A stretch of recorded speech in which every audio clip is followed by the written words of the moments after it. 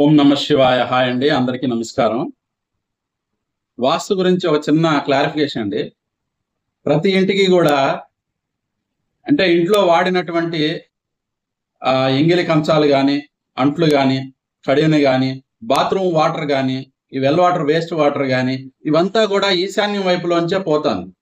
ఈశాన్యంలో పెట్టాలని ఎవరు చెప్పారో, ఈ సిద్ధాంతం ఎందుకు వచ్చింది, ఈశాన్యం అనేది ఈశ్వర స్థానం కదా, ఈశాన్యం ఎట్లా పెడతారు, ఈశాన్యం నడిచే విధానమే తప్పు కదా, ఈ విషయాన్ని అసలు ఎవరూ పరిగణలో తీసుకోవట్లేదు.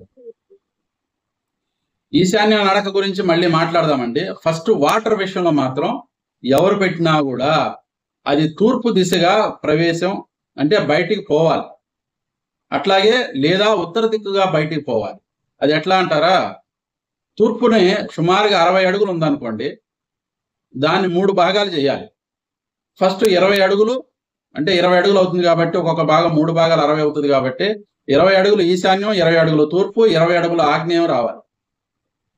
ఈ తూర్పు భాగంలో ఈ ప్రవేశం బయటికి పోయే వాటర్ ఉండాలి, లేదా ఉత్తర భాగంలో ఉండాలి. సేమ్ ఇట్లాగే ఉత్తరం 60 అడుగులు ఉందనుకోండి, 3 భాగాలు చేస్తే 3 20 అవుతుంది. 20 అడుగులు ఉత్తర ఈశాన్యం, 20 అడుగులు ఉత్తరం, 20 అడుగులు వాయువ్యం.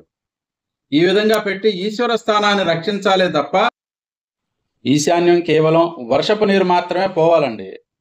వర్షపు నీళ్లు మాత్రమే గ్రంథాల్లో రాసి ఉంది. దాన్ని ఎంగిలి నీళ్లు, బాత్రూమ్ నీళ్లు, స్నానాలు చేసిన నీళ్లు, అన్ని రకాలైనటువంటి మలిన నీళ్లు అటువైపు నుంచి పంపించడం సరైన పద్ధతి కాదు.